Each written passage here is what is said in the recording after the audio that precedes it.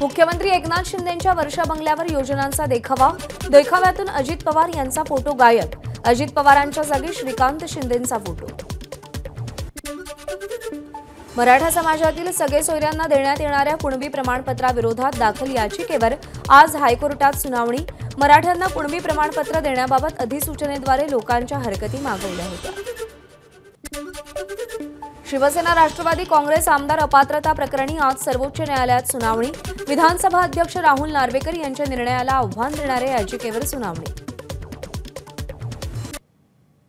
देवेंद्र फडणवीस माझ्या अटकेची वाट पाहत आहेत, माजी गृहमंत्री अनिल देशमुखांचा फडणवीसांवर गंभीर आरोप। 4 वर्षांपूर्वीची घटना उकरून माझ्याविरुद्ध दिल्लीच्या मदतीनं सीबीआय एफआयआर दाखल केल्याचाही आरोप। शरदचंद्र पवार पक्षाच्या खासदार सुप्रिया सुळेंचा आजचा दौरा रद्द, तब्येत बरी नसल्यानं नाईलाजास्तव आजचा दौरा पुढे ढकलला। सुप्रिया सुळेंची ट्विटरद्वारे माहिती। महायुतीच्या नेत्यांसोबत केंद्रीय गृहमंत्री अमित शहांची बैठक। विधानसभा निवडणुकीच्या पार्श्वभूमीवर महायुतीच्या बैठकीला महत्त्व प्राप्त झाले। येवल्यामध्ये मंत्री छगन भुजबळांकडून शिवसृष्टीच्या कामाची पाहणी। लवकरच प्रकल्पाच्या पहिल्या टप्प्याचं उपमुख्यमंत्री अजित पवार यांच्या हस्ते उद्घाटन होणार। उपमुख्यमंत्री देवेंद्र फडणवीस आज धुळे दौऱ्यावर। शिंदखेडा तालुक्यातील 54 गावांना शेतीसाठी थेट पाईपलाईनद्वारे पाणीपुरवठा करणाऱ्या योजनेचा शुभारंभ। प्रकाश आंबेडकरांकडून तिसरी आघाडी बनवण्याचा प्रयत्न। दलित, आदिवासी आणि अल्पसंख्याकाच्या मुद्द्यावरती तिसऱ्या आघाडीच्या हालचाली। गोंडवाना गणतंत्र पक्षासोबत आघाडी करणार प्रकाश आंबेडकर यांची माहिती। एमआयएमचे अध्यक्ष ओवेसींकडून विधानसभा निवडणुकीसाठी 5 उमेदवारांची घोषणा। छत्रपती संभाजीनगरमधून माजी खासदार इम्तियाज जलील यांच्या नावाची घोषणा। अजित पवार गटाच्या विदर्भातील पदाधिकाऱ्यांची बैठक। पक्षाच्या कार्यशैलीला घेऊन जिल्हाध्यक्षांकडून नाराजी व्यक्त। विदर्भाकडे नेते दुर्लक्ष करत असल्याचा बैठकीमध्ये सूर।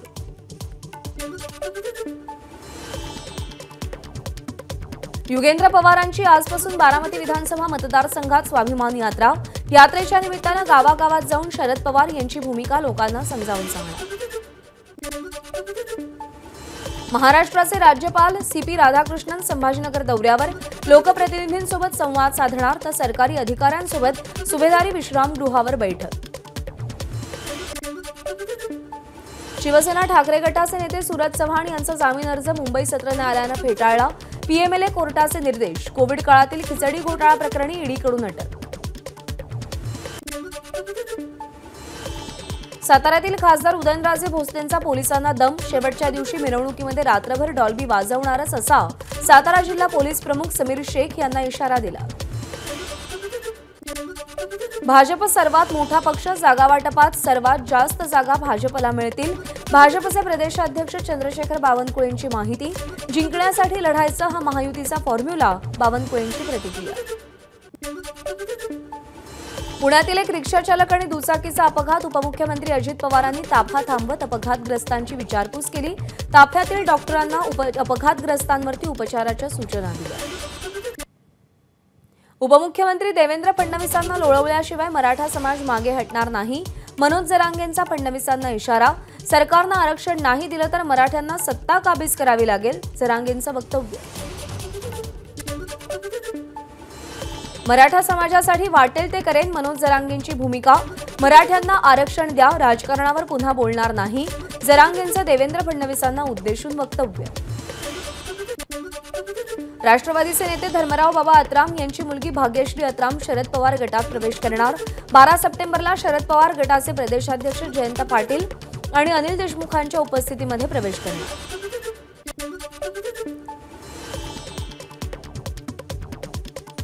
आज घरोघरी गौराई आणि महालक्ष्मीचं आगमन होणार। वेगवेगळ्या परंपरा या निमित्तानं जपल्या जातात, तर पुढील 2 दिवस महिलांचे विविध खेळही रंगणार। पारंपरिक पद्धतीनं कोकणात गौराईचं आगमन। कोकणात नदी, विहीर किंवा ओढा यावरून गौराईला घरी नेलं जातं, तिची विधिवत पूजा केली जाते। मुंबईतील लालबागच्या राजाच्या दर्शनासाठी भाविकांच्या रांगा। सेलिब्रिटी, राजकीय नेतेही दर्शनासाठी लालबागच्या राजाच्या चरणी। गणेशोत्सवानिमित्त कोकणात गेलेल्या प्रवाशांच्या परतीच्या प्रवासासाठी मडगाव पनवेल विशेष रेल्वे गाड्या सोडण्यात येणार। 15 सप्टेंबरला 2 विशेष रेल्वे गाड्या सोडल्या जातील अशी माहिती। वांद्रे वर्सोवा सीलिंगच्या समुद्रातील पहिल्या स्पॅनची लवकरच उभारणी केली जाणार। आतापर्यंत प्रकल्पाचं 20% काम पूर्ण, 2028 पर्यंत प्रकल्प पूर्ण केला जाईल। रेल्वे मंडळानं दिलेल्या आदेशानुसार मध्य रेल्वेकडून स्थानकांवरील हमालांच्या शुल्कात सुधारणा करण्याचा निर्णय। हमालांच्या शुल्कात 10 रुपयांनी वाढ। अहमदनगर जिल्हा रुग्णालयातून बनावट दिव्यांग प्रमाणपत्र मिळवल्याचं प्रकरण। पाथर्डी तालुक्यातील 4 जणांवर गुन्हा दाखल। अतिरिक्त जिल्हा शल्यचिकित्सकांच्या तक्रारीवरून गुन्हा दाखल। कर्करोगावरची औषधं स्वस्त होणार। काल झालेल्या जीएसटी परिषदेच्या बैठकीत कर्करोगावरील औषधांवरचा जीएसटी कमी करण्याचा निर्णय। आधी 12% आता 5% जीएसटी आकारला जाणार। आरोग्य आणि जीवन विमा स्वस्त होणार। काल झालेल्या जीएसटी परिषदेच्या बैठकीत आरोग्य आणि जीवन विमा पॉलिसीवरील प्रीमियम कमी करण्याचा निर्णय। वैद्यकीय विम्यावरील जीएसटी कमी करायचा की नाही याबाबत मंत्री गटाची स्थापना।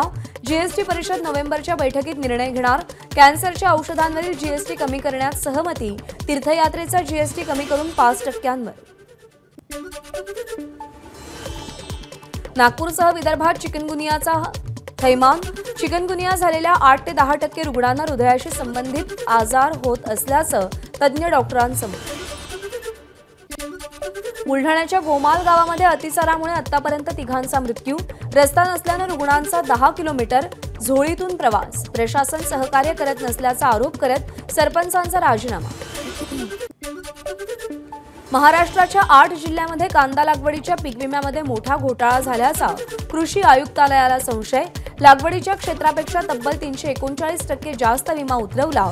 कृषी संचालकांकडून कडक तपासणी करून कारवाई करण्याचे आदेश। भंडारा जिल्ह्याच्या 7ही तालुक्यात पावसाच्या जोरदार सरी। विजांच्या कडकडाटासह काही ठिकाणी हलक्या तर काही ठिकाणी जोरदार पाऊस। भात पिकांना संजीवनी। गोंदिया जिल्ह्यामध्ये रात्रीपासून मुसळधार पाऊस। पावसामुळे शहरातील रिंग रोड आणि कुडवा परिसरात अनेक घरांमध्ये पाणी। नागपूर वेधशाळेकडून चंद्रपूर आणि गडचिरोली जिल्ह्यांना पावसाचा रेड अलर्ट जाहीर। तर नागपूर, भंडारा आणि गोंदिया जिल्ह्यासाठी आज पावसाचा ऑरेंज अलर्ट। नागपूरमध्ये जोरदार पाऊस। गोंदिया जिल्ह्यात झालेल्या मुसळधार पावसानं पुजारी टोला धरणाच्या सगळ्या 13 दरवाजांमधून पाण्याचा विसर्ग। तर सिरपूर धरणाचे 7 दरवाजे उघडले, त्यामुळे नदीकाठच्या गावांना सतर्कतेचा इशारा। गोंदियात झालेल्या मुसळधार पावसानं नाल्याला पूर आल्यानं लगत असलेलं संपूर्ण घर वाहून गेलं। घरामध्ये कोणी होतं का नाही याचा शोध सुरू आहे। जायकवाडी धरणातून दुसऱ्या दिवशीही पाण्याचा विसर्ग सुरू। आज धरणाचे आणखी 6 दरवाजे उघडले। सध्या 6288 क्युसेकनं पाण्याचा विसर्ग। नागपूरमध्ये ऑडी कारची 2 कार आणि एका दुचाकीला धडक। अपघातामध्ये काही जण किरकोळ जखमी। या प्रकरणी 2 जणांवर गुन्हे दाखल। नागपूरमध्ये ऑडी कारच्या रॅश ड्रायव्हिंगमुळे झालेल्या अपघातातील दोषी विरोधात कारवाई करावी। चंद्रशेखर बावनकुळे यांचं वक्तव्य। ऑडी कार बावनकुळेंच्या मुलाच्या नावावर। पोलिसांच्या तपासानुसार अपघातावेळी गाडीत तो नसल्याची माहिती। पुण्यातील हडपसरमध्ये पुन्हा कोयता गँगचा गोंधळ। हडपसर गावामध्ये वेशीच्या आतमध्ये कोयते घेऊन फिरणाऱ्या दोघांना धाडसी तरुणांनी पकडलं। घटनास्थळी आलेल्या दोघांना पोलिसांनी शस्त्रासह ताब्यात घेतलं। सांगलीच्या तासगावमध्ये रथोत्सवादरम्यान महिलांच्या अंगावरच्या दागिन्यांची चोरी। अज्ञातांविरोधात गुन्हा दाखल।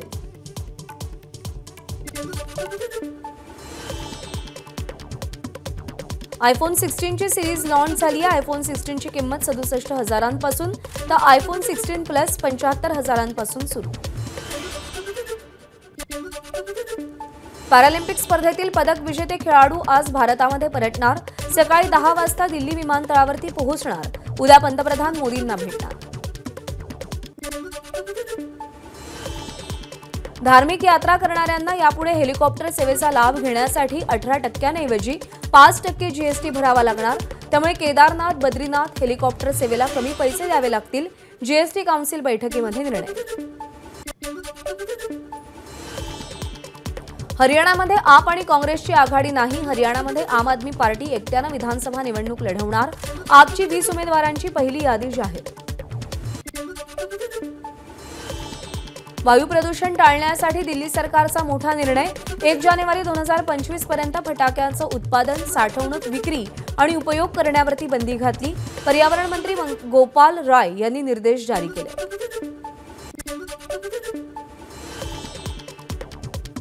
कोलकाता कर हॉस्पिटलमधील रेप आणि हत्या प्रकरणी डॉक्टरांनी तातडीनं कामावर रुजू व्हावं. आज संध्याकाळी 5 पर्यंत हजर न झाल्यास सरकारनं कारवाई करावी. सर्वोच्च न्यायालयाचे राज्य सरकारला निर्देश. नवा अहवाल सादर करा. कोलकाता बलात्कार आणि हत्या प्रकरणी सर्वोच्च न्यायालयाचे सीबीआयला पुन्हा निर्देश. कोलकाता बलात्कार आणि हत्या प्रकरणी सर्वोच्च न्यायालयानं सुमोटो याचिका दाखल करून घेतली होती. त्यावर सुनावणी झाली. अदानी समूहाच्या गोड्डा वीज प्रकल्पाची $50 कोटी बांगलादेशकडे थकबाकी. अदानी समूह सातत्यानं बांगलादेशमधील हंगामी सरकारच्या संपर्कात. मात्र गोड्डामधून बांगलादेशला वीज पुरवठा कायम ठेवला जाईल, अदानी समूहानं स्पष्ट केलं. कॅनडातील अधिकाऱ्यांनी पाकिस्तानी तरुणाला अटक केली आहे. मोहम्मद शहाजेब खान असं या तरुणाचं नाव. त्याच्यावर न्यूयॉर्कमधल्या ब्रुकलिन येथील ज्यूइश सेंटरवर दहशतवादी हल्ला घडवण्याचा कट रचल्याचा आरोप आहे.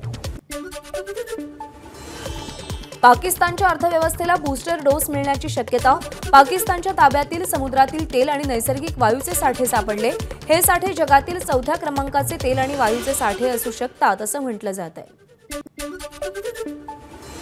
कंगना रनौतच्या इमर्जन्सी चित्रपटाला सेन्सॉर बोर्डानं प्रमाणपत्र दिलं.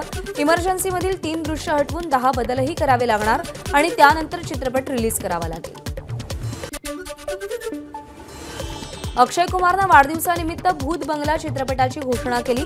अक्षय कुमार आणि दिग्दर्शक प्रियदर्शन 14 वर्षांनंतर या चित्रपटात एकत्र काम करणार. पॅरिस ऑलिम्पिकमध्ये कांस्य पदक जिंकणाऱ्या भारतीय हॉकी संघानं चमकदार कामगिरी कायम ठेवली आहे. कर्णधार हरमनप्रीत सिंगच्या नेतृत्वाखाली भारतानं आशियाई चॅम्पियन्स ट्रॉफीमध्ये जपानचा 5-1 असा पराभव केला. भारताचा हा सलग दुसरा विजय.